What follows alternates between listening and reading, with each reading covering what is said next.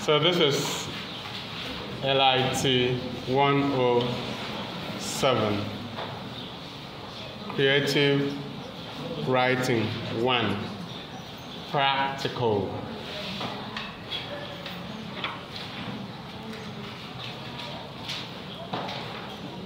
So on the course, we'll be teaching you creative writing. And of course, creative writing should not be theoretical, it should be practical at the end of the day, meaning that you must have a practical experience by actually engaging in the creative writing process and bring up a finished work of imagination. So there are 2 lecturers on the course, my humble self and Dr. Michael Asukwo. The course outline is set and will release to you soon, and you will know the topics and the lecturer assigned to teach each topic. For now, I'll just give you a rundown of what you hope to expect, or what you should expect on the course. And so we have creative writing defined. In that topic, we will try to tell you everything that you need to know about creative writing, what it means, major characteristics, its sources of motivation, classification, and so on and so forth. And then you also have techniques and styles in fiction writing. You don't need to write anything, you have the course outline, right? You will have the course outline. Okay, you should only take down notes. We don't want to stress you. Okay? We want you to have a stress-free time in school. That's why all our lectures will be recorded and posted later for those who want to listen to it again or who couldn't make it to class for any reason. We also have story selection and project, setting, atmosphere and environment, structure, plot and plotting, sound, rhythm of prose, dialogue flow. We have characterization with symbols and images. We have techniques and style in writing drama, thought and idea as theme, plot, creation, characterization, language, dialogue and action, which are the elements of drama. Then we have spectacle, music, and dance, which are important elements of drama. Then we have techniques and styles in writing poetry. That means we're going to teach you creative writing across the 3 major genres of literature. That's prose, drama, and poetry. Then you have the structure and form of poetry, materials for poetry, legends and history, poetry performance and recitation. Poetry does not come alive unless it is recited or performed. So you take note of that. Then you have creative writing workshop and practical sessions. So at the end of the day, you must produce a poem, you must produce a drama text, you must produce fictional work to show that you have been taught this course, right? So the course aims to produce creative writers in the 3 genres of literature. The course aims to produce creative writers in the three genres of literature. So what is creative writing? What is creative writing?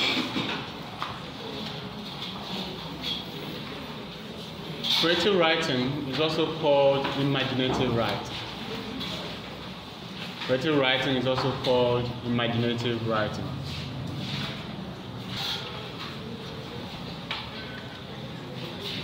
It is imaginative writing because it is invented. It's imaginative writing because it is invented.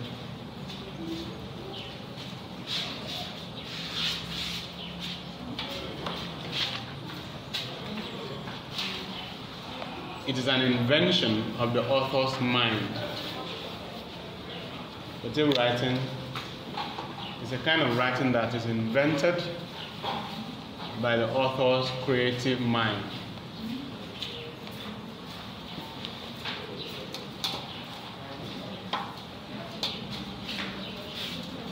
It is not as if other forms of writing do not demand or utilize creativity and imagination. But creative writing is so called because it is where creativity and imagination is required the most. Since what is written about has not actually happened. Okay? Since what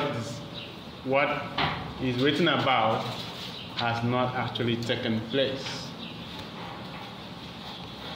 Rather, it is imagined. It is invented by the mind of the author. The author invented.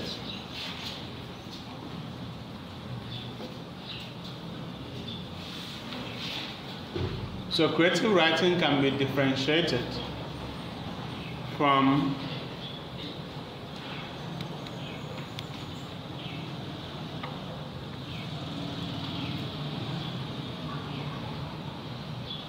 other types of writing which are non-fictional in nature.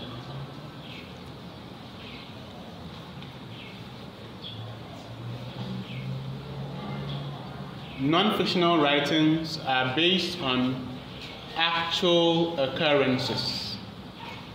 They are based on what? Actual occurrences. Non-fictional writings are based on actual occurrences. For instance,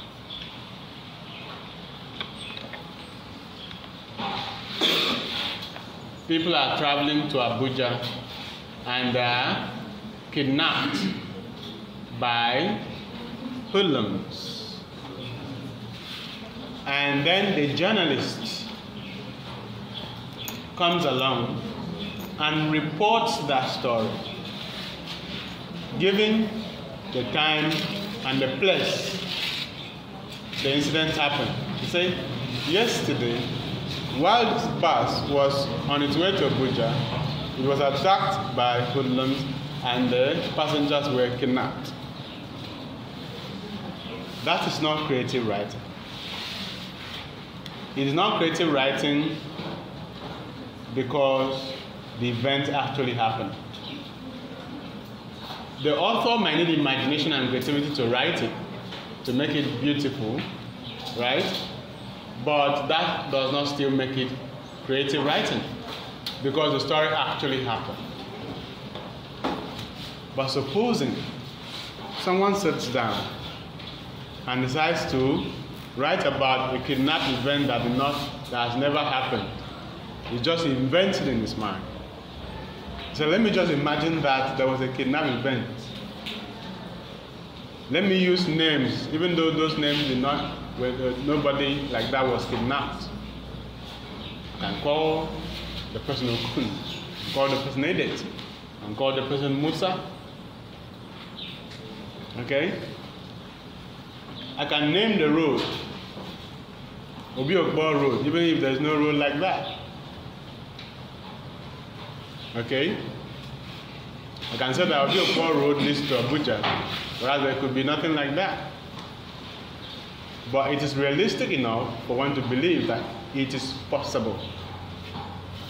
That it can happen.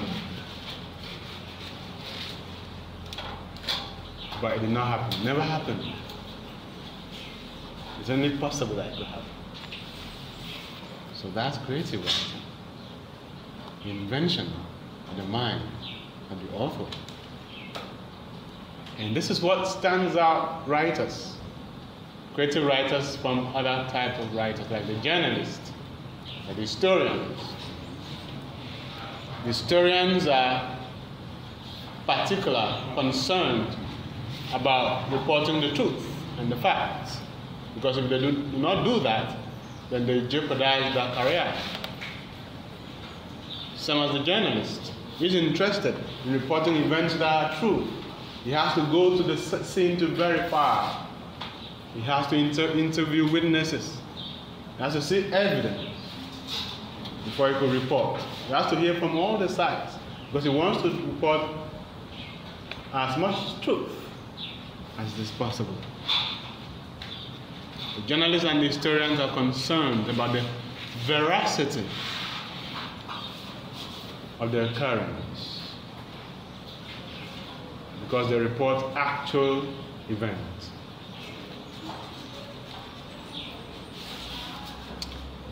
In the real world. But that is not the concern of the creative writer. The creative writer is not concerned about events that have happened. The creative writer is concerned about events that are possible. Possible human occurrences. Are the concern of the creative writer. So that is the major difference between creative writing and other forms of writing.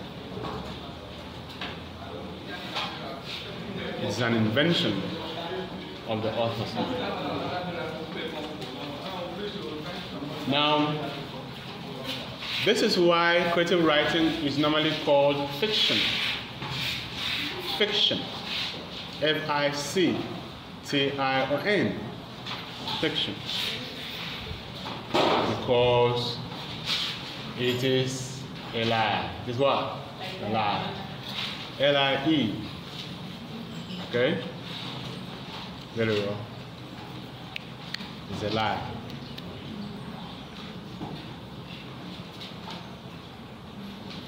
Did not happen. But he reports it, she reports it as if it has happened.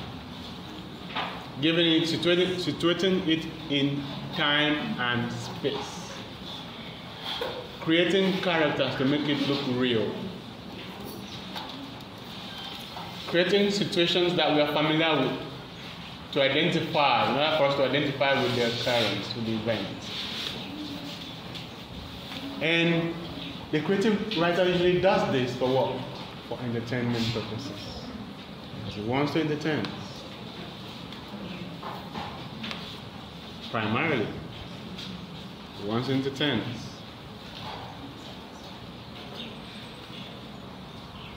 He wants to make us happy, thrill us, take away our boredom, wants to enjoy.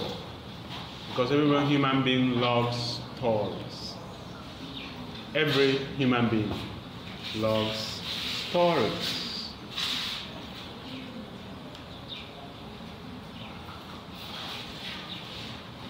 Right from childhood, when you tell people,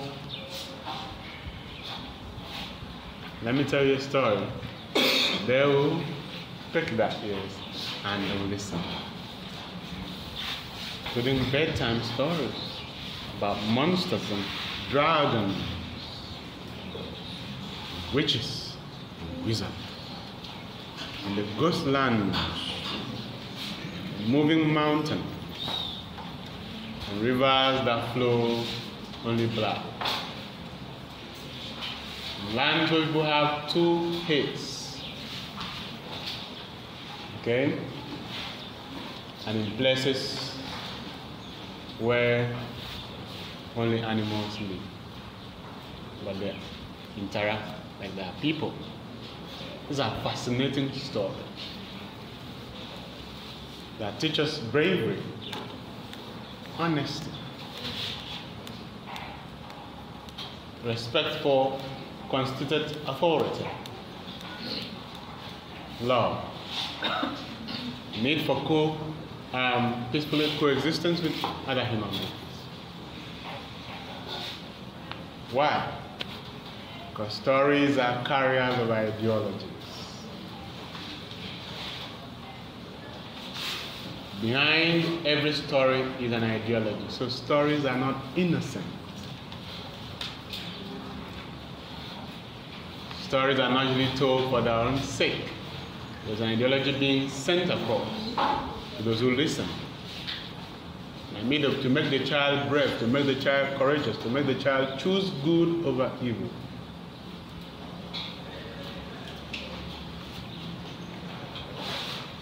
So you must begin by knowing that stories are powerful tools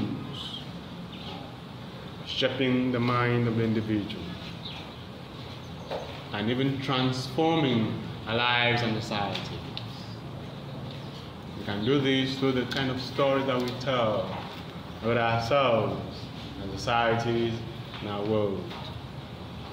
This is why creative writers are very powerful people. They are cultural icons.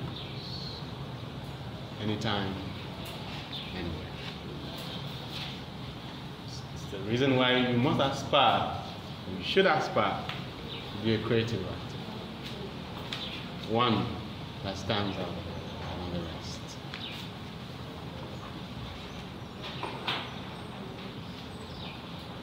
So the need for human stories for a purpose of entertainment is the motivation for the continual existence of literature around the world. Because literature is a subject that will never die. As long as human beings keep having this urge to listen to stories, especially beautifully told stories, creatively narrated tales. Whether it is in books or in movies, right? It's oral.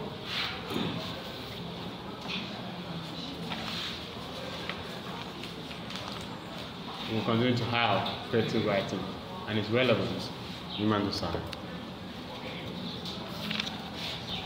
But then there is a type of creative writing that we call faction.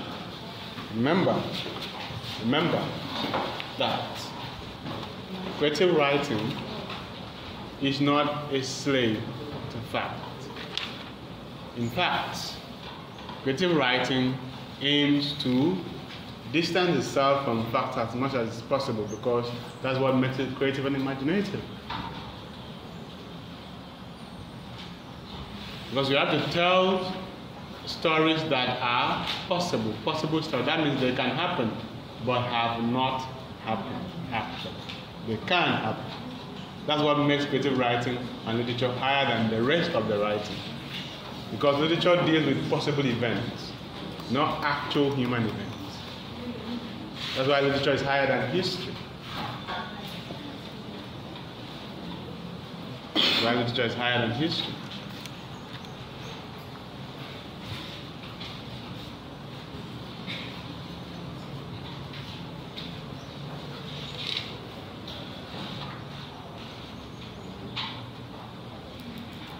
But then, the creative writer can write faction instead of fiction.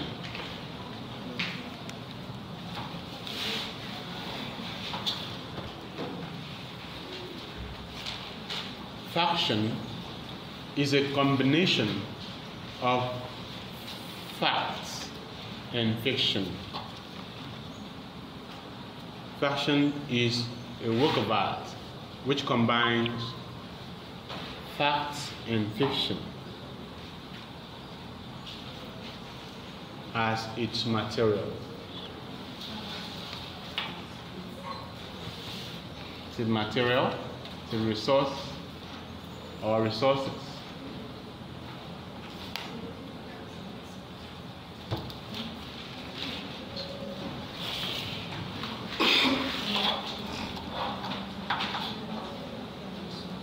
Fiction is pure lie, pure imagination, pure creativity.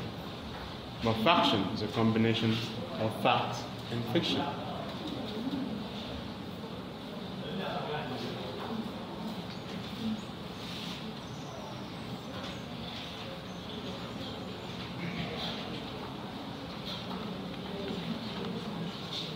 A good example of faction is Half of a Yellow Sun by Chimamanda Ngozi Adichie.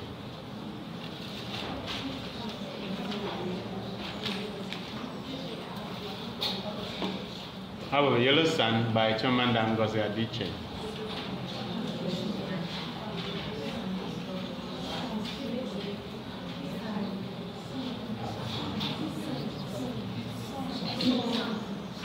Half of a Yellow Sun, S-U-N, S-U-N, S-U-N, sun.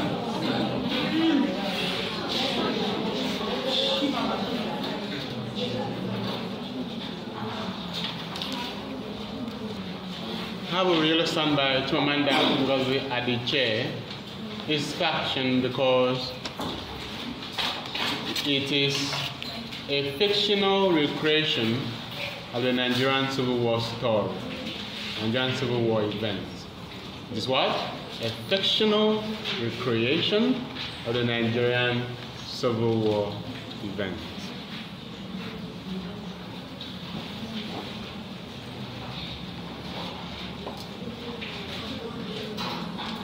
The Nigerian Civil War is an actual historical event. But the author recreates it in a fictional way, thus approaching history with creativity and imagination. So in the work you have both facts and fiction coming together to make up the work of art.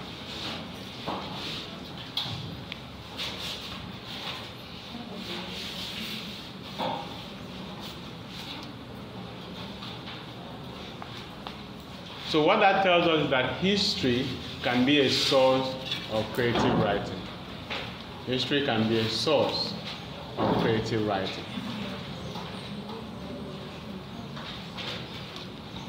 History can be a source of creative writing. But it will not be creative writing if there's no imagination in the utilization of history. It will not be creative writing if there's no what? Imagination in how history is utilized.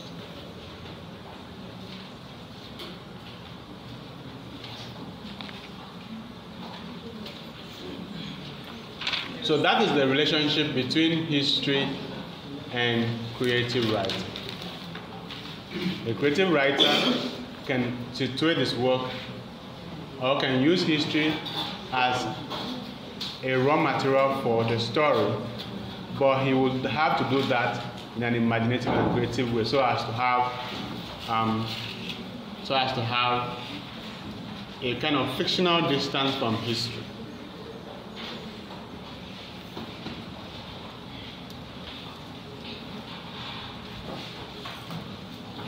Another source of creativity,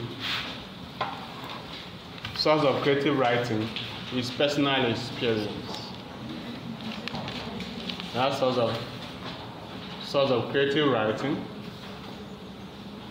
another raw material for creative writing, is personal experience.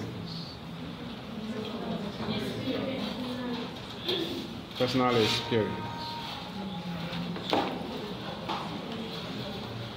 Writers usually tell stories based on the events that they have witnessed or that have been told about. Writers usually tell stories based on the events that they have witnessed, something that has happened to them, or something they saw happen to someone else, or something they were told about. So these are personal experiences constituting raw material for creative writing.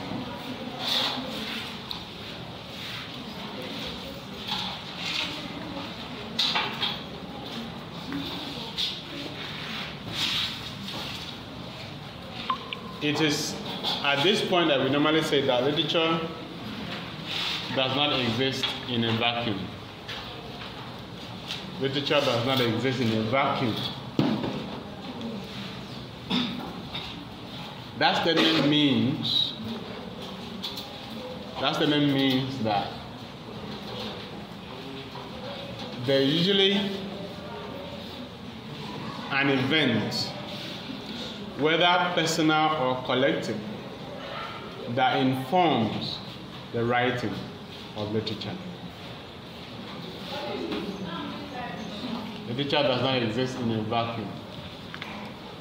Means that there is always an event, whether personal, whether it is personal to the writer or collective to everyone reciting,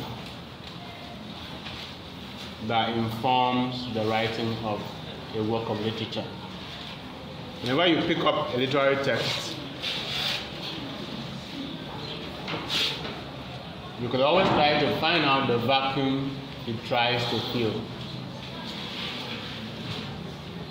by linking the story that the work tells to the event in society.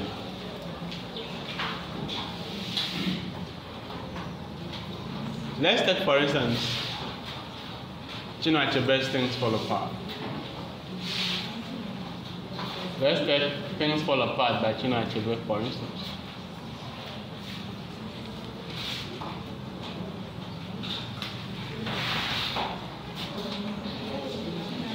Okay, so Things Fall Apart is one of the texts you should read in the Department of English. So as you walk out of this class, just pick a copy and then start reading. Right? You will need it at any time. So Achebe wrote Things Fall Apart because of colonialism.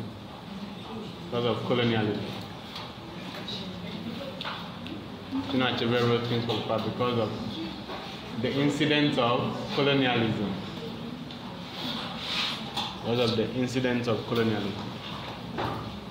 Meaning that many years ago, a group of white people in Europe, like white people in Spain, Germany, Portugal, England, decided to come to Africa to impose their rule, their culture, their language on Africans.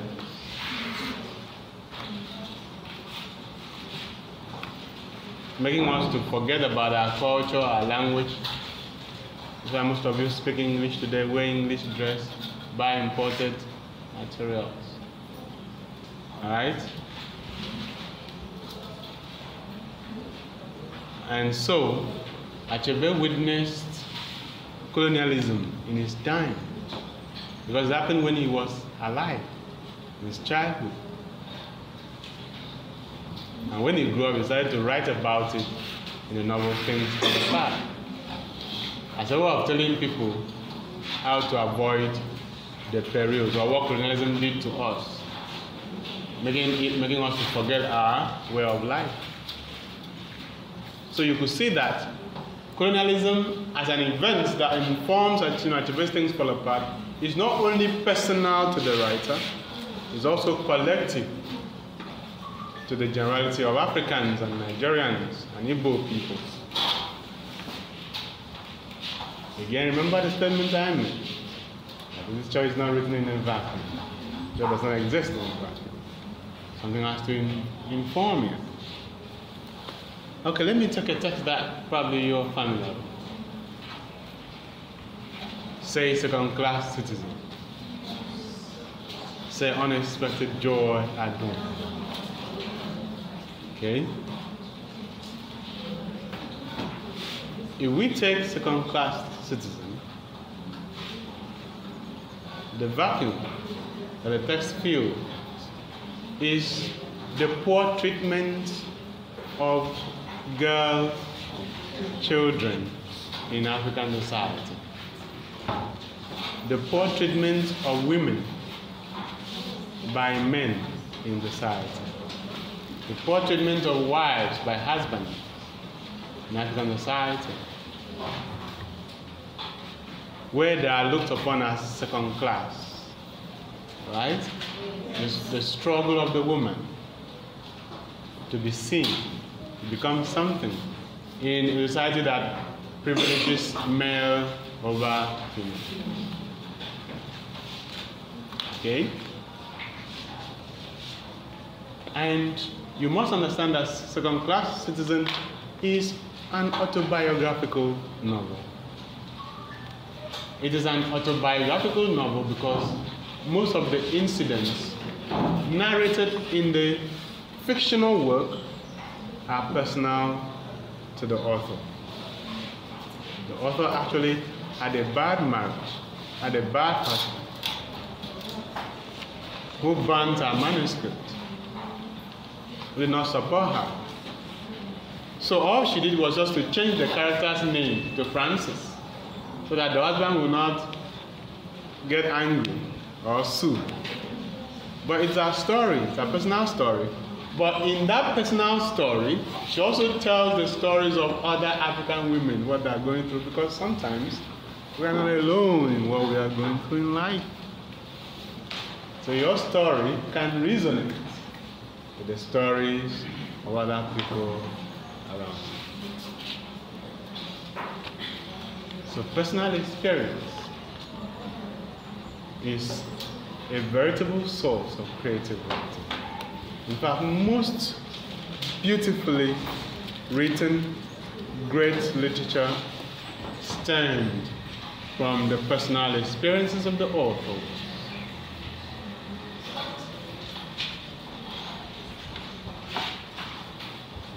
But they choose to embrace these experiences and turn them into stories of inspiration for other people.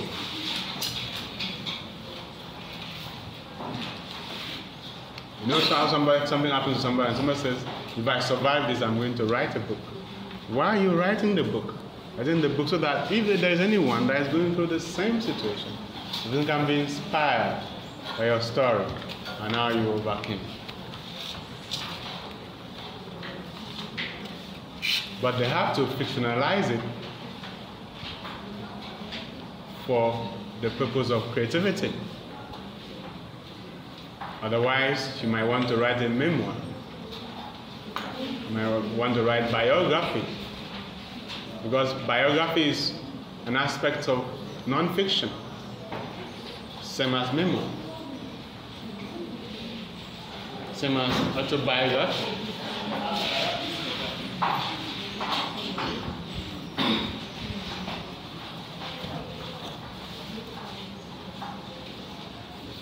If you take Unexpected Joy at Dawn,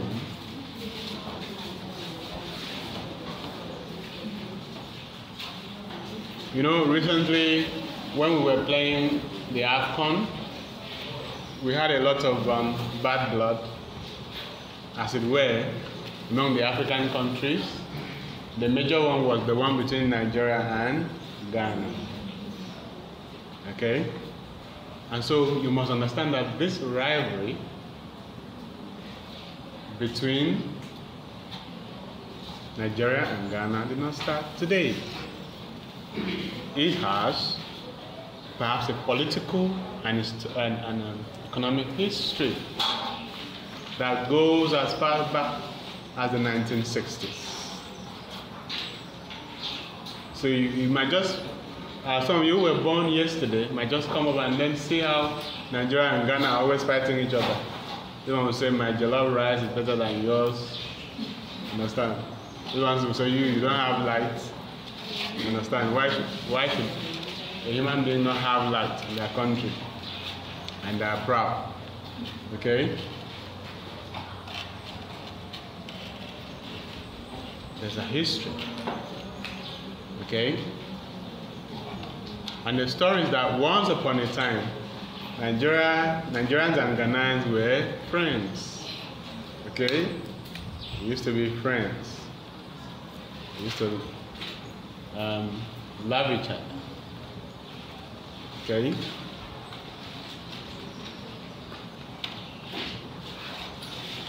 Until Nigerians were evicted from Ghana when Ghana had economic problems. At that point in their history, they thought Nigerians were taking their jobs. And so they said that Nigerians should leave. And a lot of people died in the course of going back home. Families were separated. Not everybody could leave at the same time, and so on and so forth. And after a while, Nigerian economy became better, and Ghanaians also moved to stay in Nigeria. But when the government had a policy against aliens, Ghanaians were targeted, and they were asked to leave in retaliation. And so you must have come across the term Ghana must go. It is because of the bag that the Ghanaians used in packing their things to leave Nigeria. Okay? Because they were given a very limited period of time to leave. And not these days that you have faster means of transportation. You had to trek and cross the border. It was terrible. So you could see that that's the context in which that novel is set. It's also a historical novel because it's based on historical events, but it is fictionalized because the characters are not real, and so on and so forth. So, even as we speak, the rivalry between Ghana and Nigeria is still there. It can come up in spots. Right now, we have so many Nigerians living in Ghana. Okay, because now the Ghanaian economy is better than that of Nigeria. The Ghanaian cedi is almost like dollar when you compare it with Nigerian currency. So if Nigerians go to Ghana to earn, after all, there's no visa. You can just pack your bag tomorrow. Say, I'm going to Ghana. You go, the number will stop you. Okay? So that's why you have many Nigerians there. And once in a while, we hear that a Nigerian has been maltreated in Ghana. And then now the whole issue will come up again. Nigerian has been beaten, Nigerian has been killed, and so on and so forth.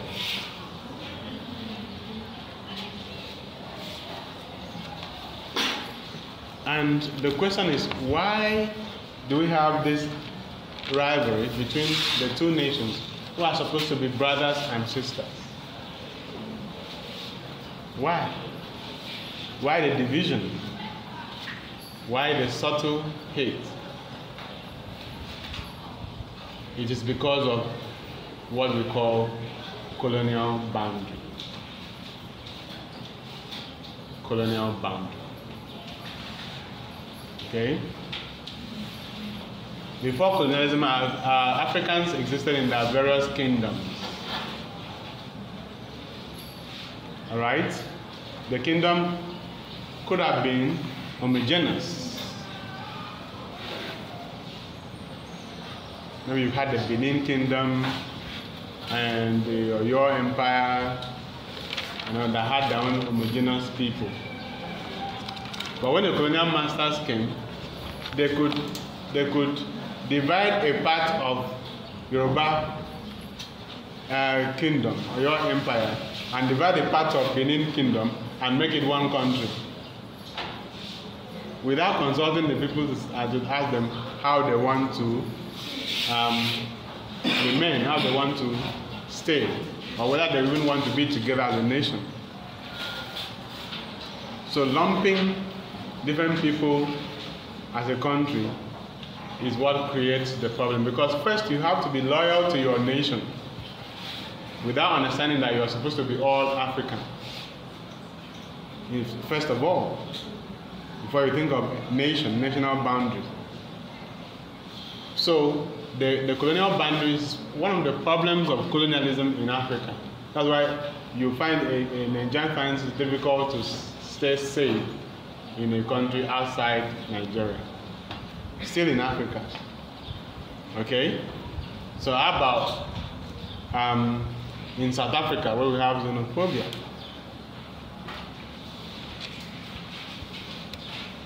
The hatred of a stranger, an outsider, or the fear of a stranger, an outsider, is still caused by colonial boundaries. So that is the story that is told in Unexpected Joy at Dawn. The story tries to tell us that, for instance, the major characters are different, of different nationalities, but they get married. Okay? At the beginning of the novel, they get married. The marriage is supposed to show how Africans are supposed to be, like one. Okay? Love and unity among Africans. But there's a problem because the woman is sick right from the beginning of the novel, telling us that there's something wrong with the love and unity in Africa. So in most creative writing, characters are symbols that point to greater and deeper meaning of the story.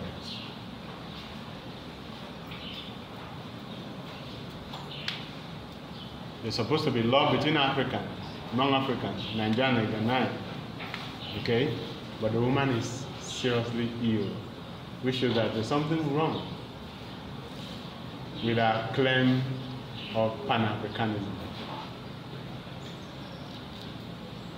So one of the ideologies behind the story told in Unexpected Joy at Dawn is what? Is Pan-Africanism. Pan-Africanism is an ideology that advocates love and unity among Africans.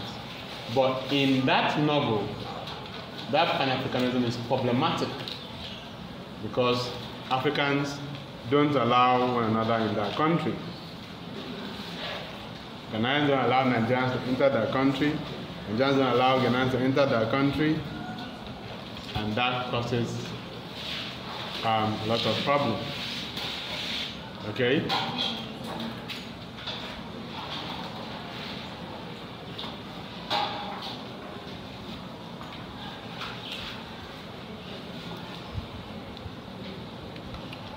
Okay, so much with that. So another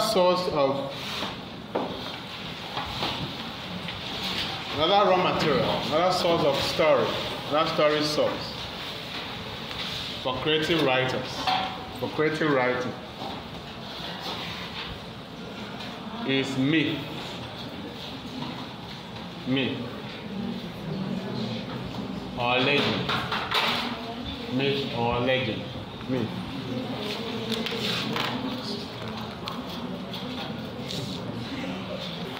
We can say that oral tradition is a source of creative writing. Oral tradition, a source of creative writing. Oral tradition is a source of creative writing. So oral tradition is realized in myth and legend. Oral tradition is realized in myth and legend. Oral tradition is realized in myth and legend. Okay? Including fairy tales. Including fairy tales. Fairy tales.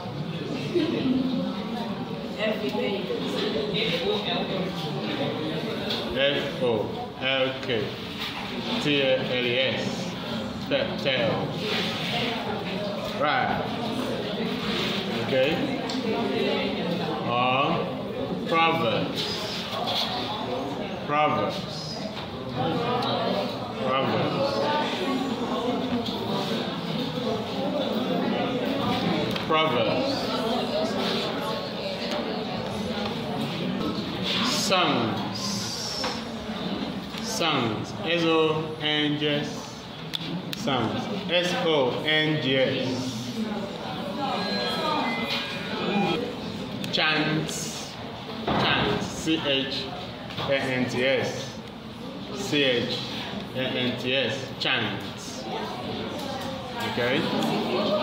Dance. Dance. Dance.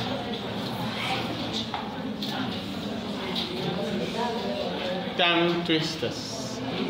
Tongue twisters. Tongue twisters. So what are myths? What are myths? What are myths?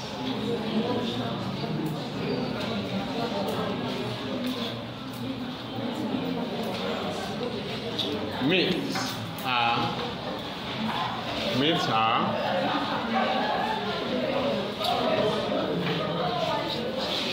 fantastic stories of unknown authorship.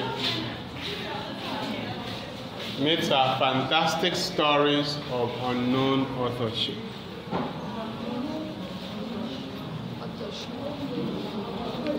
Myths are fantastic stories of unknown authorship which are used to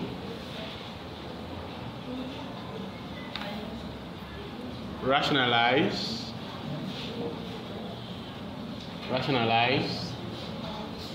inexplicable phenomena. To rationalize inexplicable phenomena.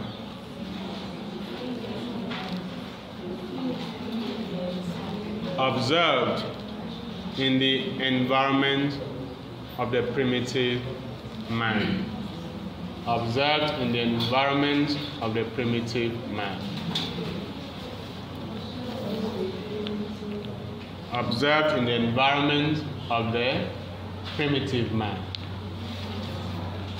Myths are fantastic stories of unknown authorship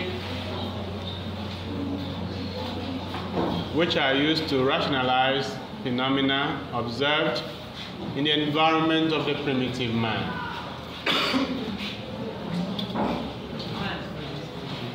Myths are fantastic stories because they are implausible. Because they are implausible, hard to believe. They lack logic. A fantastic story because they are too miraculous, too strange to be believed that it is possible for such an event to happen. Okay? That's why we call them fantastic stories. Do you know how somebody can just come to lie to you and you tell the person, go and learn how to lie? You cannot believe this thing you are saying. It's not done. Because the person says something that is too strange to be believed. Alright? Like, go, that thing cannot happen. It's not possible. Right? You are whining me. That's good. Okay?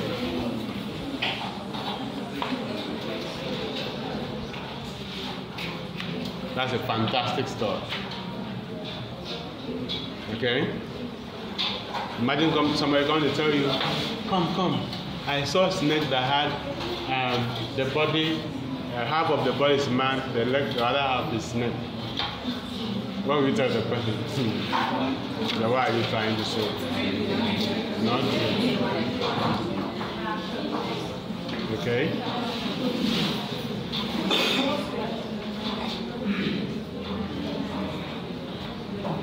Oh, I saw a fish. Half is human, the rest is fish. Okay? That's a fantastic story. Then unknown authorship. That means we don't know who started the story. The story does not have an owner. Most stories now have owners. The novelist, Lulu Wafiongo, Chinua Achebe, Ngozi Adichie, okay, Ken Saro-Wiwa, Wole Soyinka, okay. They own that story, but myths do not have known authorship. You don't know who started the story. You might not even know when it started. That's why they usually say, many, many years ago, a long time ago. Yes. That's how you recognize myths. You don't know that beginning. You were born to hear it. Even your dad and mom were born to hear it. Their mothers were born to hear it. And they just passed down from generation to generation. Their parents told them, now they are telling you after you tell your children. You understand?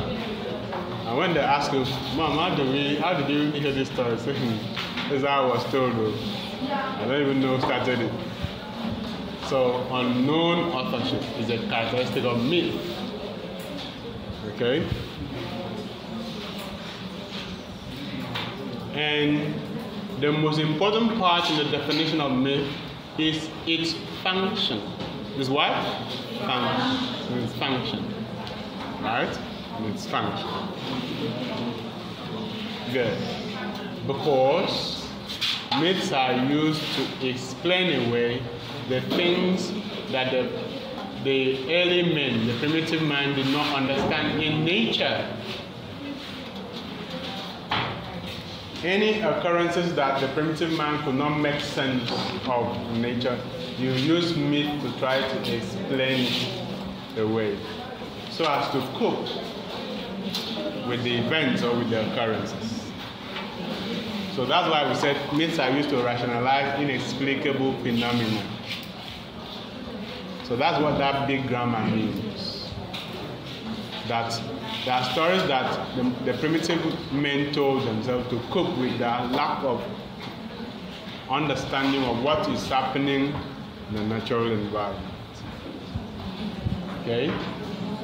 For instance, they were living on a particular piece of land. They were living on a particular piece of land, and then suddenly one day flood came and swept them away, right? Destroying their crops. They will see that flood. They will see that flood as a force in nature, as a spiritual force in nature that they have to reckon with, or they have to appease. Do you understand? That's how they're going to see that flood. They say, oh, we have offended the gods. We have offended the gods. We did not sacrifice to the gods. And the gods are angry. And have sent flood to kill us. Oh gods, please have mercy on us.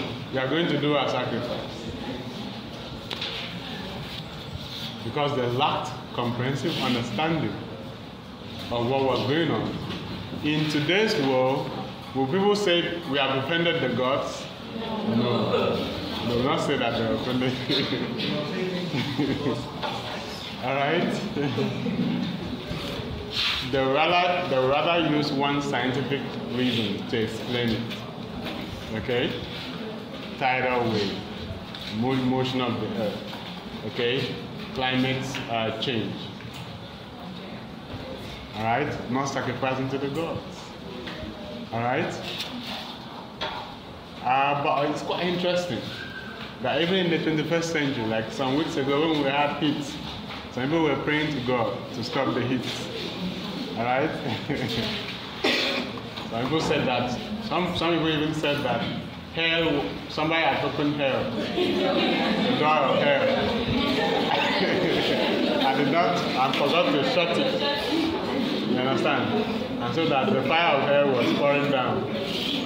Okay, so those people are still living in the primitive state. You understand?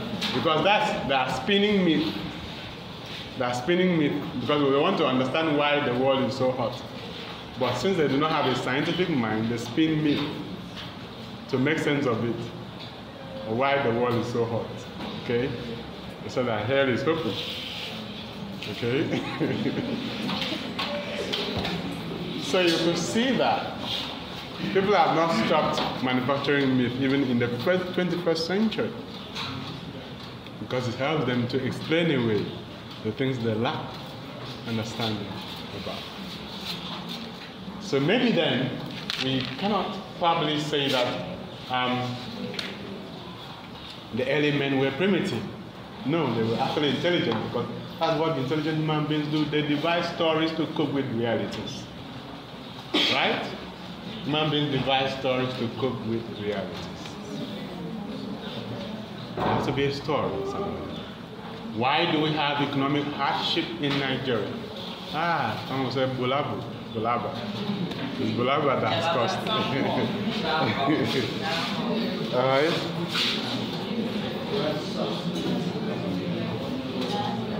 They blame the man who said that fuel subsidy is gone.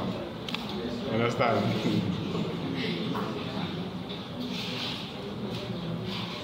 The man who said, I understand the hardship you face. Okay? I wish there were other ways, but there is none.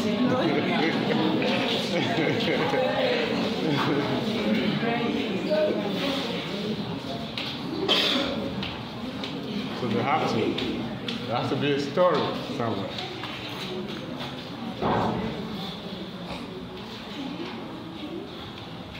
So we have creation myth.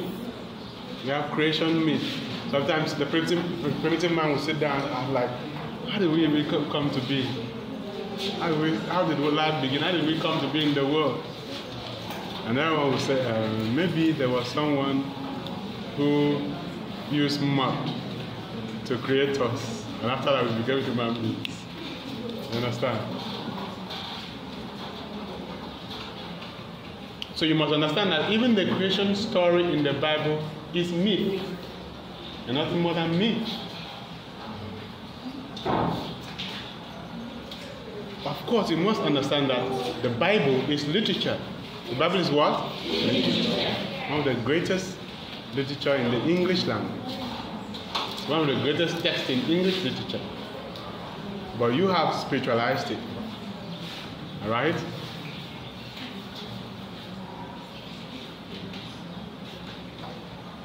Up to the point that if your expensive glass of water falls at the same time with the Bible, you collect the Bible and allow the glass to crash.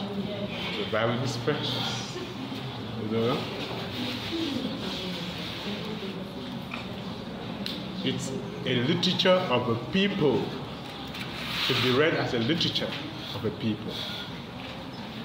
And the first story you encounter is myth, just like any other myth, like the Chinese myth on creation, the Yoruba myth on creation.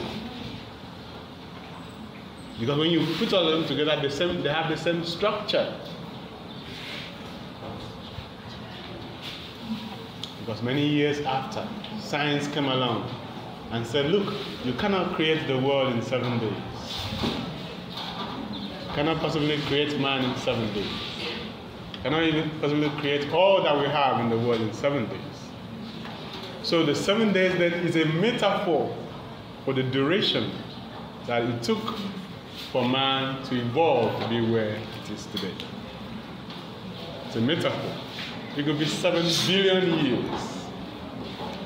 Right? Because and then in Bible prophecy and other forms of temporal interpretation, time as utilized in the Bible is not the way it is utilized in the real world. The Bible time is actually different. The Bible has its own calendar. Okay? So sometimes when they say 72 weeks, it might be 72 years.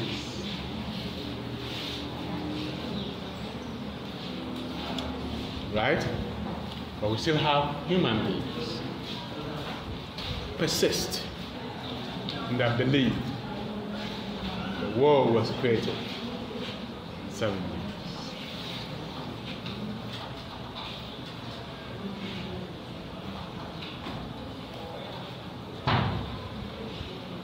We even have stories to suggest that people predated Adam and Eve on the earth. Okay, but we don't want to go there. But myth, you need to understand. You need to recognize myth when you see one. As a student of literature.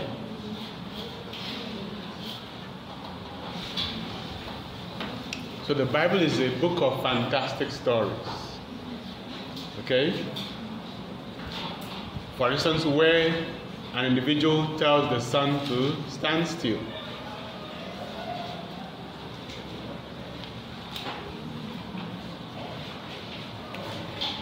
So that victory can be won.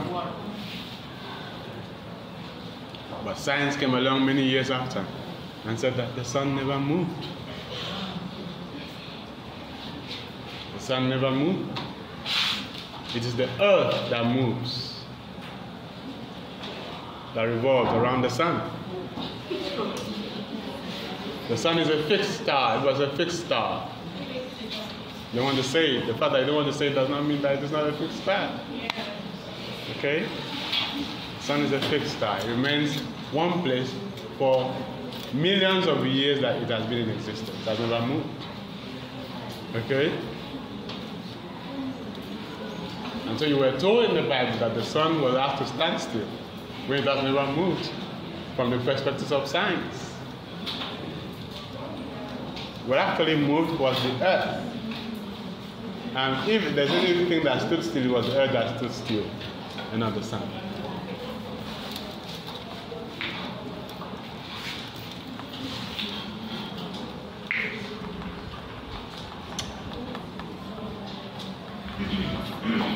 Or we just talk about the flat myth. The flat myth. The flat myth. You ever heard of the flat myth?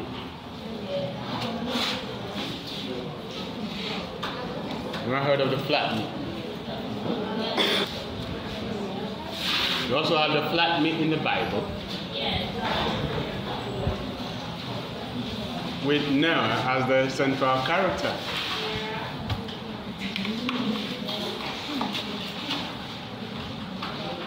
And he was asked by God to build an ark because the world was going to be punished through a flood, a gargantuan flood.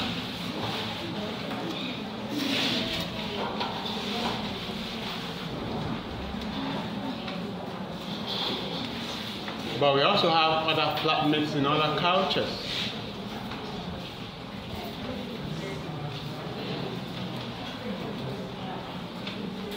So creative writers could transform myth into imaginative stories. They could even build their stories around myths.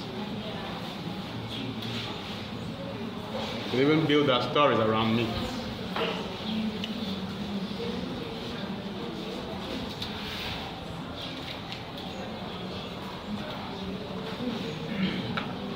They could even transform these myths to tell modern stories. Tell modern stories. Please note that even though myths have primitive origins, they can never be outdated. They will continue to be useful in human narrative. So you cannot ignore myth. Because there are always times for you that you need to rationalize, explain away why something has happened. And then that story will be rooted in myth. So as you go home, I want you to go and examine any other flood myth that you can have in any other culture. I want you to look at the creation myth in other cultures apart from the one written in the Bible. When we come to class the next time, we will We'll hear what you found out, and we'll see how we can create a modern story from there. Okay, so let's pause the class there for today.